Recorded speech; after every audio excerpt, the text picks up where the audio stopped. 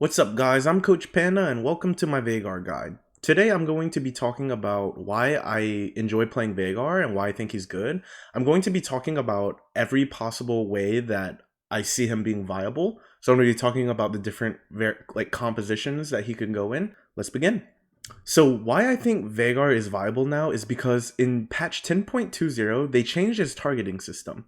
It used to hit the lowest percent health, meaning that a fight would start and Veigar would immediately ult the front line because the front lines would be the lowest percent health, whatever is targeted first. But in 10.20, they changed it to where his AI is smart and they target the lowest current health.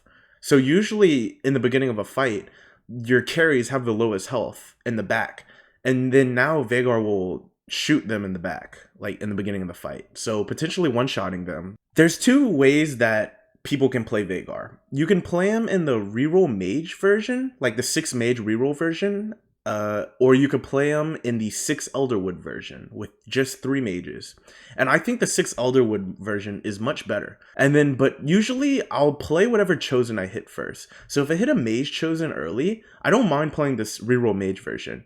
Or if I'm hitting a lot of Annies, I won't mind doing that version. Okay, so for the Elderwood version, let's talk about what items we need. Veigar absolutely needs blue buff and Hextech Gunblade, with basically no debate.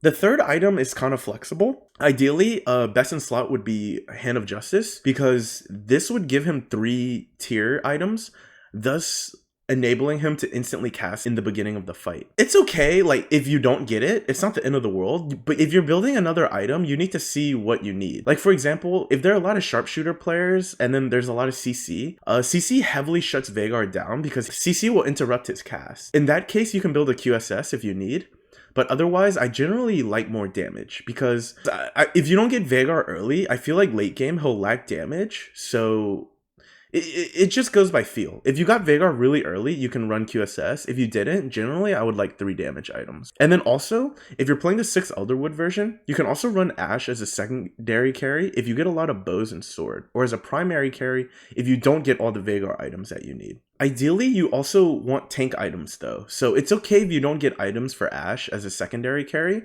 because you can just, one of your tanks can be kind of like a secondary carry. In terms of who to stack as a tank, I don't really think it matters. It can either be Nunu or Hecarim, and if it's Hecarim, you need to run Sejuani at level 7 for Vanguards though.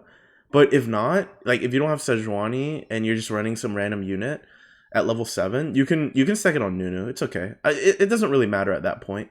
Okay, now let's talk about what the comp would look like. Ideally at level 3, your board could be something like this. You could do Brawler frontline early, and then you could do TF here to hold Veigar items. So you can put blue buff on him, and then you can put Gunblade if you have it. Just pretend this is Veigar. Like, whatever Veigar items you have, or Hajj. And then if you have tank items, you just stack them on Tahm Kench. Like, if you have Sunfire Cape, if you have Sunfire Cape or whatever, you just stack them on Tahm Kench. And then this could be your level 3. And then if you're leveling at level 4, like if you're leveling at 2-1 or 2-2, which is generally what I recommend, you can honestly just play whatever. You can play another brawler, you can play whatever chosen you get, or you can play Nami. Nami's really good because you'll be using her in the late game comp.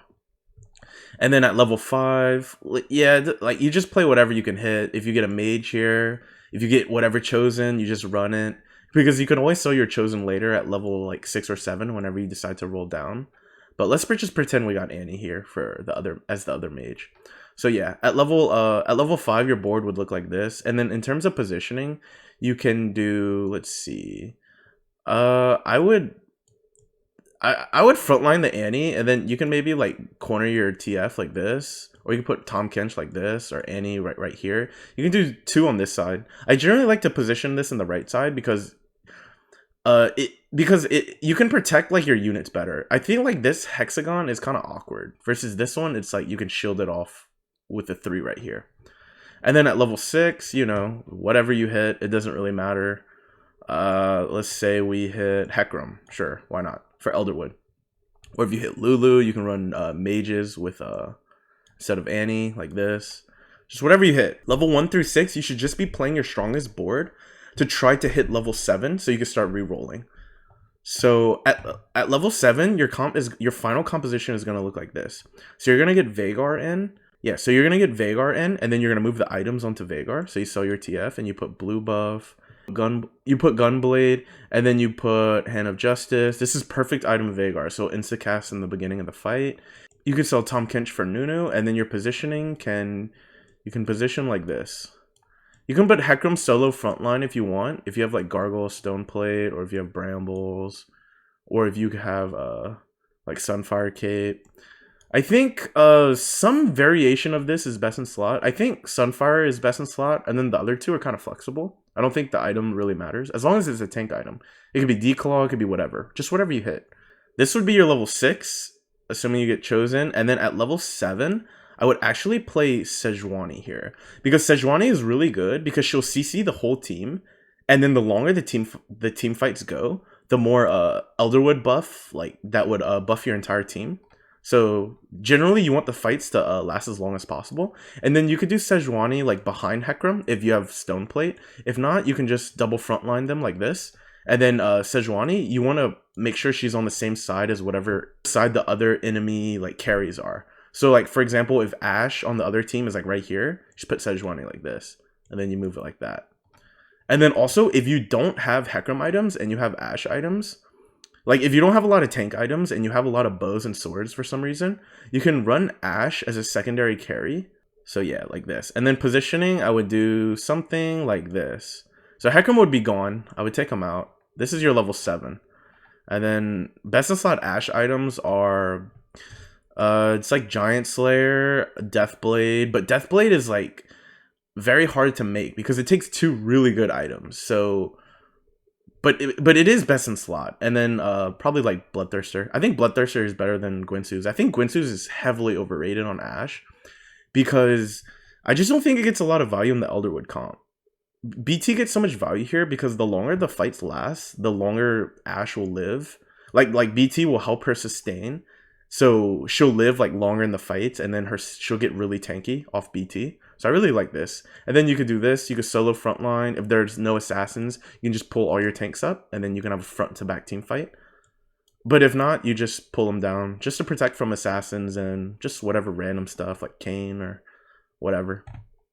And then at level 8, you generally want to play probably like Set or something. Let's see. Yeah. At level 8, I like playing Set, and then you can also sell like Maokai for Ezreal if you get him. I think Ezreal is really good in this comp. I still like keeping Sejuani because I think she provides so much value. And then I would definitely sell Maokai here for Azir. I think Azir also provides a lot of value in this team comp because she or he allows you to put those 2 little turrets, and then it just gives you like makes the fight last a lot longer. If you get a spatula, always prioritize Elderwood spat in this comp. If you can't make Elderwood, Mage is also like a good secondary option, and then you can just put the Mage cap on either Ashe or Ezreal, just depending whoever. And then worst case scenario, if you have like a leftover spat, you can make Vanguard spat. That's also pretty good if you want to run Hecarim, and then you can put it on just like another tank. You could put it on Nunu or whoever you want, and then eventually move it on to Set whenever you get him. Elderwood spat is considered like best in slot for Set though. It's also really, really good on Warwick if you have Ashe as a secondary carry. Okay, let's talk about when to roll and what your win condition for this comp is. Your 3 win conditions for this comp is either Set 2, Veigar 3, or 9 Elderwood. 9 Elderwood can only be achieved if you also have an Elderwood spat along with Elderwood chosen. If you're bleeding out a lot and losing too much HP early, you can slow roll at level 6 to make sure you hit some of your core units and that your board is stable. If you're rolling at 6, make sure you roll until your board is stable so you even have a chance of coming back in the game. Like, don't half-ass roll at 6 and then your board is still weak because you'll guarantee just go 8th. You need to make sure you roll until your board is stable, or slow roll if you have enough HP to. Like if it was like stage 3, 6 and you're at like 50 HP, okay, you can't go 7. You need to roll because you're gonna bleed out a lot. Usually I like to slow roll on level 7 for 3-star Veigar, Nunu, Lulu, Hecarim, and Maokai, and then Ashe 2.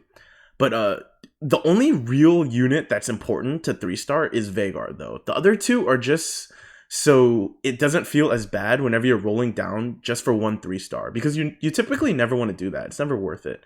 So along the way, you just pick up whatever you think you can 3-star, but ultimately Veigar is the most important. So once you hit Veigar 3, I would definitely stop slow rolling. I don't care how close you are to the other units, it's not worth it to keep rolling for them, because they don't really affect the comp that much as Veigar does. Like, Veigar is by far the most important unit. Also, if you do get Elderwood spat in this comp, you need to make sure you shift your win condition to going level 8 and looking for 9 Elderwood. 9 Elderwood is an insane spike, and it's a lot more secure than hitting Veigar 3.